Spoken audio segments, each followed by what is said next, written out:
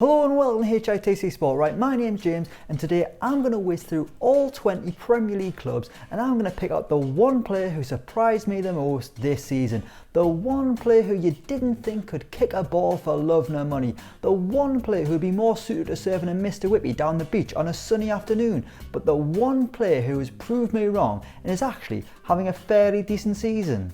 So starting with Arsenal, let's go. And if you like what you see, drop a like on this video. I will love you forever until the end of time. Arsenal, Aaron Ramsdale. I feel like I'm part of an elaborate prank when it comes to Aaron Ramsdale. 1 minute I'm watching him make save after save and enhance his reputation week after week. The next I'm expecting Barney Harwood to pop out and tell us I've been pranked by the prank patrol. Is that a dated reference? But I simply can't get my head around how good Ramsdale has been this season. I don't buy into the narrative that, oh, he's been relegated a million times, he must be rubbish. But I mean, I just don't get it. I just couldn't grasp why Arsenal decided to splash out 30 million quid on this guy last summer. I mean, they had much more pressing areas in the team to improve. But with around £50 million spent on him so far in his career, Aaron Ramsdale forced his way into the Arsenal starting 11 and into the hearts of the Gunners faithful. He's made some simply astonishing saves, and if he helps take Arsenal to the Champions League next season, who cares that he got relegated with Chesterfield? Most of you don't even know where Chesterfield is. I'm not even entirely sure. I think it's near Sheffield. Aston Villa, Jacob Ramsey. When Jack Grealish left Aston Villa last season, they lost the crown jewel of their academy system, but just a few months later, a new young whippersnapper has taken the Holte End by storm. With 6 Premier League goals to his name, Ramsey is actually Villa's second top scorer this season, even finding the net more often than Danny Ings, which maybe says more about the ex-Liverpool striker, to be honest with you. Particularly since Steven Gerrard arrived, Jacob Ramsey has been excellent. He's got the perfect mentor to develop into a top midfielder, and at 20 years old, he already looks like the real deal. Let's just hope he doesn't slip up like he's busted all those years ago. Brentford, Vitaly Janelt. This one perhaps says more about my naivety, but I've been mightily surprised by Brentford midfielder Vitaly Janelt, a name that's been giving Chelsea fans nightmares since last Saturday afternoon. I'll be honest with you, I didn't really know much about Janelt until he won promotion with Brentford, but fair play to the lad, he's been cracking, and that's even before he bagged a brace at Stamford Bridge at the weekend. Costing just 600 grand in 2020, Janelt is another brilliant example of Brentford's fantastic transfer policy and why they could go from strength to strength. Now it looks like they could be safe in the top flight. Brighton, Alexis McAllister. Brighton fans might have a better answer here, but for me, despite their impressive season, it was actually quite difficult to pick a surprise star. No one's really performed out their skin more than you'd expect. They're just quite a functional football team that plays really pretty football, except they collapse like a deck of cards or a game of Jenga anytime they get near the opposition's box. But Alexis McAllister is a player who's often been talked up by South American experts, and with the number 10 on his back, he's finally started to live up to the expectations at the Amex. A bright spell over Christmas has possibly skewed my opinion here, but with 6 goal contributions to his name, he's Brighton's second most productive player, just behind the very angry Neil Maupay. Seriously, why is he raging all the time? Neil, just calm yourself down, son, have a Snickers. Burnley, Maxwell Cornet. You might think I'm mad here picking Cornet, but just hear me out, okay? Burnley fans, all 5 of you that are watching, let's be honest with each other here. You've been appalling this season. Even your reliable players haven't delivered. The only real star in a Clouds shirt's been Maxwell Cornet, which probably isn't a surprise to Manchester City. It feels like he constantly ruined their Champions League dreams every single season when he was at Lyon. At the Ligue 1 side he was a winger then a wing back, so to swap European football for sunny Lancashire was kind of a strange move and maybe suggested that something wasn't quite right.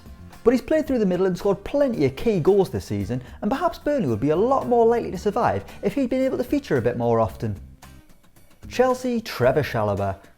Fair play to Trevor Chalobah, and fair play to Thomas Tuchel as well for giving him minutes in the Premier League. He could have easily just picked one of Chelsea's more established, experienced centre-back options, or he could have gone in the transfer window and splashed out on a new centre-back.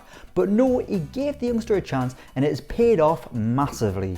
Nathaniel's younger brother's having an excellent season so far, and he must absolutely love playing alongside Brazilian veteran Thiago Silva, even if Silva is so old that he still only uses channels 1 to 5 on the television.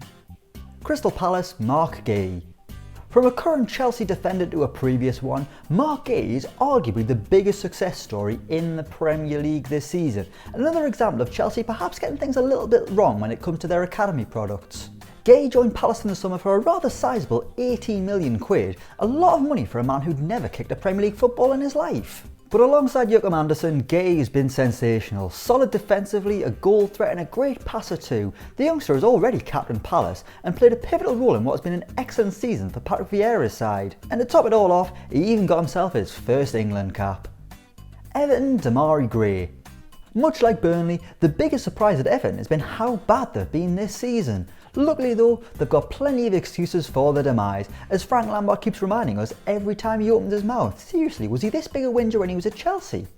But for Everton's surprise star, you've got to go all the way back to the start of the season, where things didn't actually look quite as desperate as they are right now. Rafa Benitez was in charge, he barely spent a penny, and there was bargain recruit Demarai Gray banging in the goals as if he was prime Eden Hazard.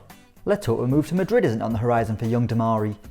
To be fair to Everton, Andros Townsend was another surprise star at the start of the season, so perhaps Rafa Benitez did a brilliant job at lowering standards at Goodison Park. Leeds United, Joe Gelhardt. Again, Leeds haven't been very good this season, have they? And they don't have many candidates for most surprising player, considering most of them have spent the campaign injured.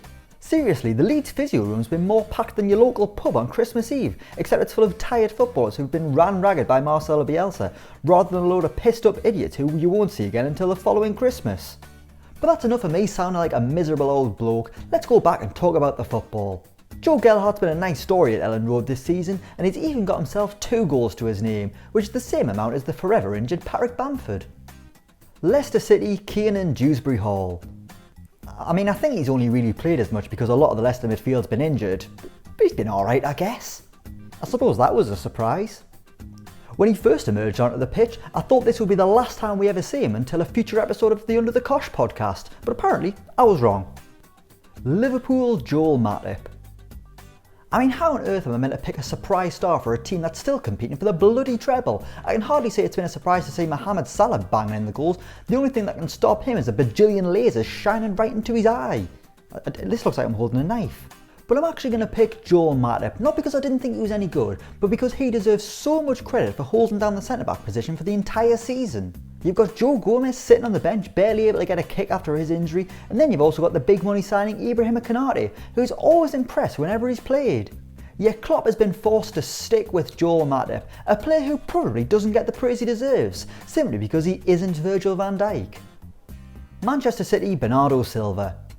Again, there aren't many major surprises in this Manchester City team. They're just a bunch of supremely talented footballers who've been taught to play football in a very specific way, as if they're the Monstars from Space Jam. But the first one, not the second one. Long live Michael Jordan. But I'm going to go with Bernardo Silva. Again, similar to Joel Matip, it wasn't that I didn't think he was any good. Simply, they were going to get rid of him at the start of the season. There was talk of him leaving the Etihad. A few weeks into the season, he's suddenly the main man. He's scoring all the goals, he's getting all the assists. And he's a key player for the Pep Guardiola machine once again. Christ, imagine if they got rid of him. They would have just had to play someone else and he would have done a really good job as well. Christ, City are like machines, aren't they? It's a little bit terrifying. Manchester United, Anthony Elanga. Who's your favourite footballer at the moment? Anthony Elanga. Who does he play for? Point proven. For all the sorrow at Manchester United, at least Anthony Elanga is something to be happy about. You won't hear about it though, because all the pundits want to talk about is the sorry state of Manchester United, a travesty that a British institution has fallen off the face of the earth, tumbling down the Premier League table, and no one is doing anything about it. Why will no one let Man United be good once again? But that's a story for another day. Newcastle United, Joelinton.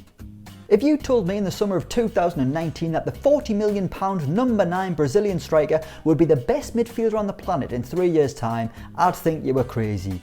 But here we are, April 2022, and Joelinton is Patrick Vieira and N'Golo Kante morphed into one Brazilian superstar roaming around Eddie Howe's somewhat surprisingly good midfield. And he's also a massive ratch packet. He was pushing Dele Alli earlier in the season, and on Sunday when they played Tottenham, he sent Rodrigo Bentancur flying. It was sensational. It wasn't sensational. I'm not advocating violence, kids. Do not push people. It is not nice. But the Joelinton Renaissance has been a thing of beauty, and it's simply down to one man, Kieran Clark. Because without him getting sent off against Norwich, none of this would have ever happened. Norwich City, Josh Sargent. The surprise here is actually how bad Josh Sargent is.